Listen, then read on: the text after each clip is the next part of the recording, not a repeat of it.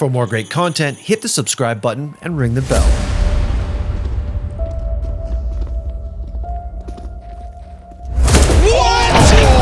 Adil ScreaM Benrlitom was once one of Counter-Strike's most frightening talents. They talk about my one-taps.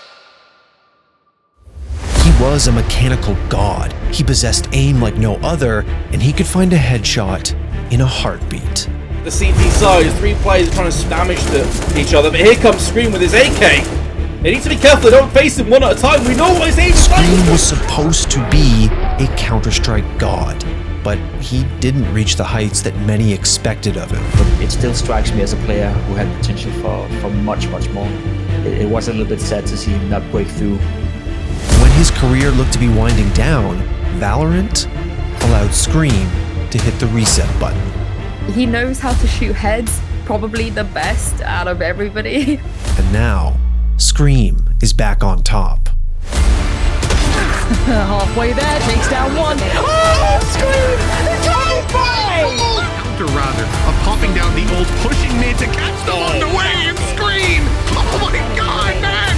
Headshot after headshot! But ScreaM comes through to ruin their day. Toronto's even naded himself. This is the rise, fall, and rise again of ScreaM. In early 2010, the French Counter-Strike scene had a new prodigy, a 15-year-old aim god named ScreaM. 1v4 now, ScreaM has a big job on his hands. He gets one onto it, Zed, he gets another one, that's 3!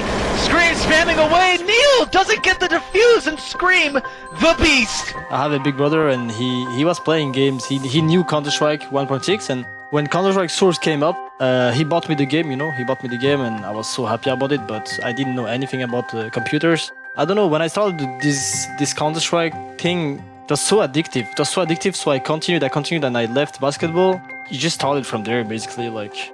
As the Counter-Strike esports scene began to transition into global offensive, ScreaM earned a spot on Very Games in early 2013, one of France's and the world's strongest teams.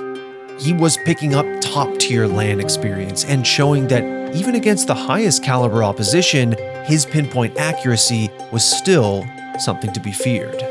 Yeah, in the beginning of Counter-Strike Source, I competed a lot against ScreaM, where I remember ScreaM being like the one guy we always focused on. Like that was the guy we need to shut down. If we could make sure ScreaM didn't go off, if we could make sure he didn't have a great game, then we felt we could win against the current iteration of Very Games. He's always been on my radar and always a player that I dealt a lot with. His outright aggression, complete faith in his aim, and willingness to take every gunfight made him an instant star and a walking highlight reel. Quite simply, fans loved watching ScreaM create frag movies in real time.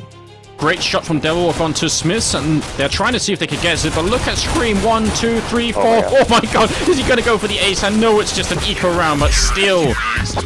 With ScreaM taking heads left, right, and center, Very Games were taking home big titles throughout 2013. They even finished top 4 at the very first CSGO Major, DreamHack Winter 2013.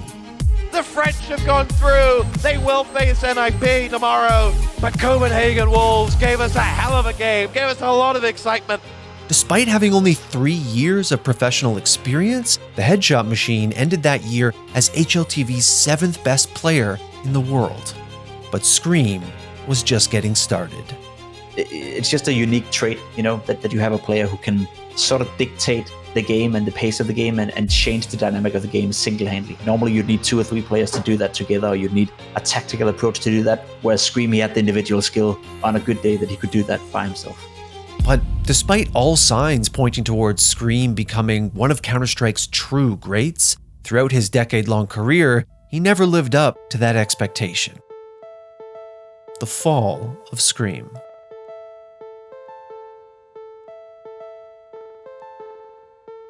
It is perhaps easy to look back on ScreaM's Counter-Strike days with rose-colored glasses. After all, he was consistently a part of strong rosters who surely must have had notable results next to their names, but the history books show there was very little success for ScreaM to write home about. And the Very Games roster, one of the strongest in the world at the time, became Titan at the start of 2014. But under this new name, their results just weren't the same.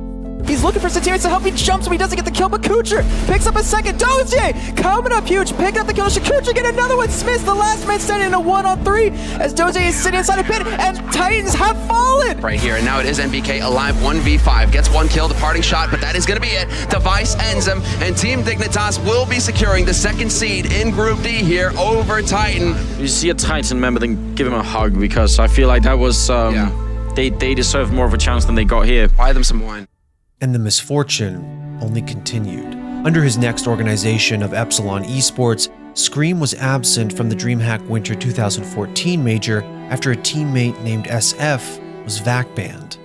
All ScreaM could do was watch on from home as some of his former Very Games teammates won the event.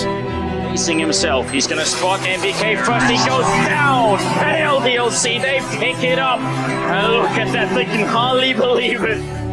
And disaster struck once again, leading up to the next major. Before he even had a chance to compete in ESL 1 Katowice 2015, 4 of ScreaM's Epsilon teammates were banned from Valve events for match fixing.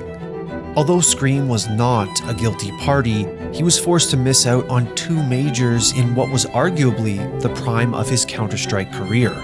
But ScreaM's fans still loved him dearly. He was still the one-tap god and a talented player, no doubt. But over the years, it became evident that he might not have a well-rounded enough skill set to be considered a true great. He always struggled a little bit finding that middle ground where he could still be explosive, he could still keep to his own DNA, but also be a little bit more versatile and maybe be a better teammate, communicate better. But in 2016, under G2 Esports, ScreaM showed that his story wasn't finished quite yet. Forced to go in and they are being slaughtered. It is just Taco now 19 health with that Tech 9, and there's too much to do and too little to do with 16-5.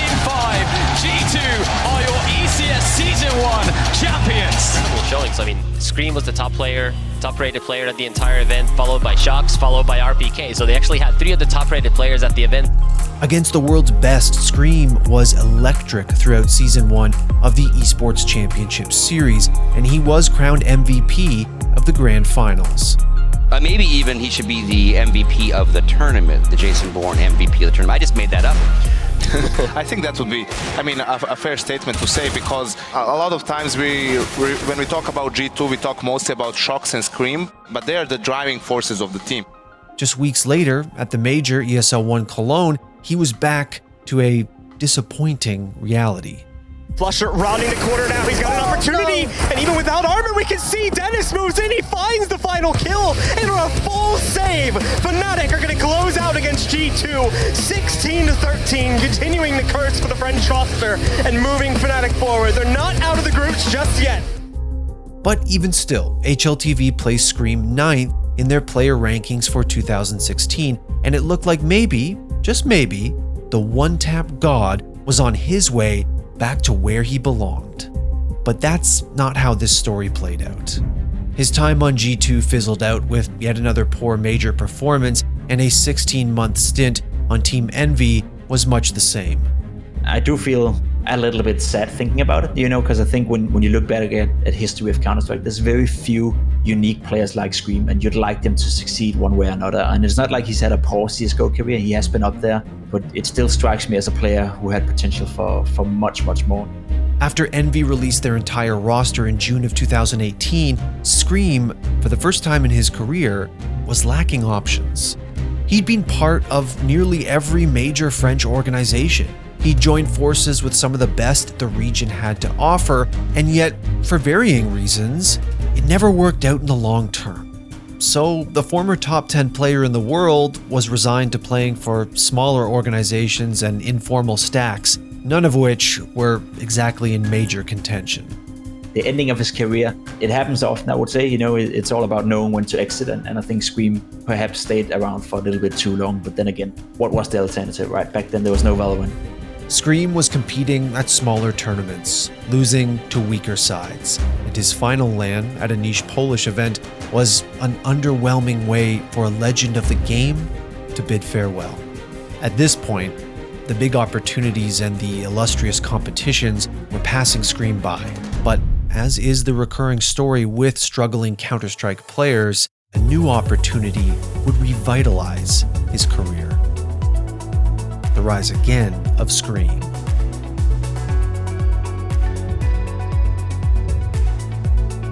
ScreaM's time in Counter-Strike had run its course. My CS career has been standby for a couple of years. I haven't really done anything, I haven't really won anything. I haven't been in a stable team who actually used me well. I haven't been having fun on CS for a long time. But Valorant gave everyone a clean slate, and ScreaM got a much-needed second chance. While plenty of pros were flooding to the colorful new FPS, ScreaM's god-tier aim transferred seamlessly, and from the start, he was dominating.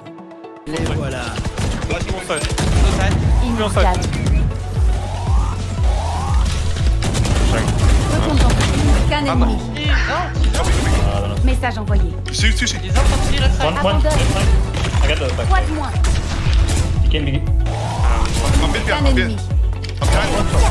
Nice. Oh my god, Squeaking up again.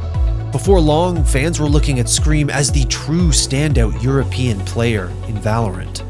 He knows how to shoot heads, probably the best out of everybody. Naturally, he was always going to be good at when it comes to like aiming and shooting and killing. But I was definitely quite impressed with the way that he managed to catch on with the utility side of the game, with how to play the game and so on. I don't feel like there was ever a world where if he was serious about this game, he wouldn't have succeeded.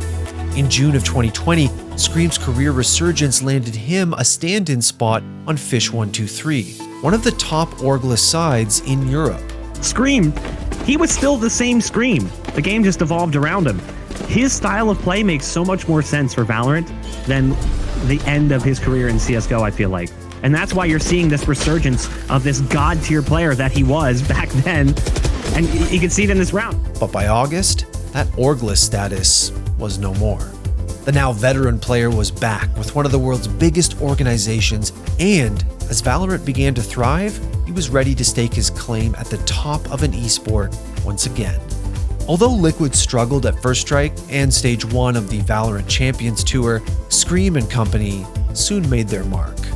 I like the counter, rather, of popping down the old pushing mid to catch them on the way and ScreaM! Oh my god, man! Headshot after headshot!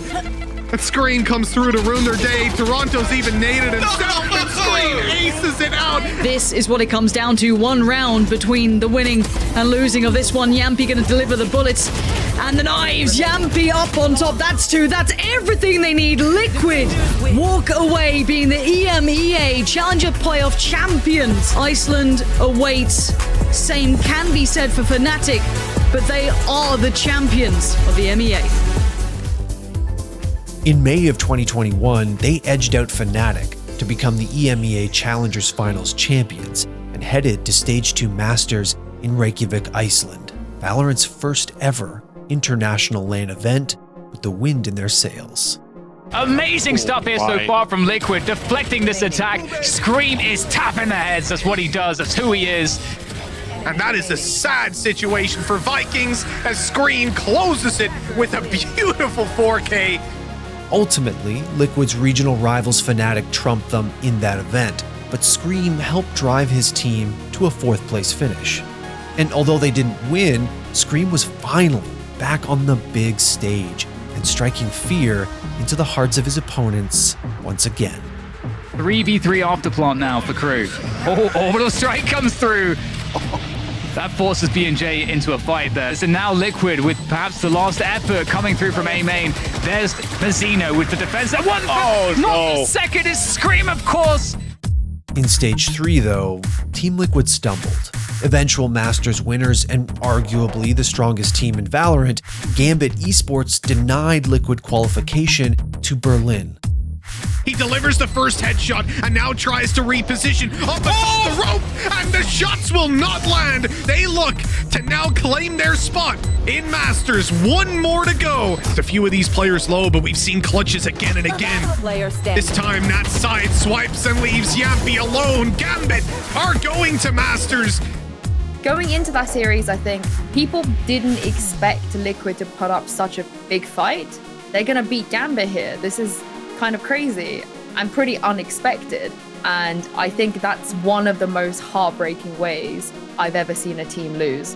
After Stage 3, Team Liquid were just shy of automatic qualifications for Champions in December, the end-of-year event where Valorant's first true kings will be crowned. Instead, they had to vie for the final EMEA spot against the region's best, who hadn't yet earned their tickets to Champions. And as for ScreaM, well, the headshot machine showed up. Stay down. Yeah, sad moment for Leo, and now ScreaM Spectre's just going to start hunting them down. Fair play. ScreaM's on for the ace. 4 out of 5 ain't bad. Link's going to hold the line for now, and manages to take a third with him. And with ScreaM already here, he taps out the remaining 2. That is a beautiful little hold out of Liquid. Shots now ring out. This is easy for ScreaM. The timing was not right then for G2. The swing between each other. Kellogg's unable to make the most of it, and ScreaM still stands. He's not going to fall off. He's going to walk back in. Another for ScreaM, who's just racking up the bodies. Drocken did so well initially, but how much more can he do with his HP so low? 13's not looking so lucky anymore. Soulcast removes it. He removes all hope away from Guild, and Team Liquid will be making their way to Champions. We need to talk about ScreaM because this guy is the most consistent player we've had in this tournament. I mean, he was talking to us earlier about how, even if I have a bad day, my team is still there for me. But I don't remember the last time this guy had a bad day. And it's a good day for him because he's qualified for Champions. And also he is the player of the match. ScreaM was MVP in his series against G2 and in both series against Guild Esports, keeping his 2021 campaign alive, headshot by headshot. And although Liquid may have just made it into Champions, they may also be a true dark horse heading into Valorant's marquee event of the year. If it's any team that's going to pull it out of anywhere, like whether they're good or bad, it's Liquid. There are so many tournaments where people just doubt them, people aren't quite sure about them, people are like, they're not that clean, they're not strategically there. And every single time people think that of them or say that of them, they're in a grand final. Like, they've been in so many grand finals, they've played so many best of fives. Having recently dispatched strong European competition at Red Bull's home ground, ScreaM is in fine form. This man is not about to double shock dart these guys. Oh, ScreaM, get the hell out of here! 1 second into the game and he's already one-tapped Durka. And although there is a res, ScreaM has just started popping heads 3 in a row. It's going for the whole team. 4 now down for ScreaM. And there is only one man remaining in his way. It's the ace out from ScreaM. Probably one of the most exhausting series I think these guys individually have ever had to play. Sloppiness on both sides, but also massive individual performances from players on both teams here. Regardless of how the upcoming Champions event will play out, ScreaM's career is back on track. And once again, ScreaM is poised to fulfill the expectations that were placed on his shoulders all those years ago.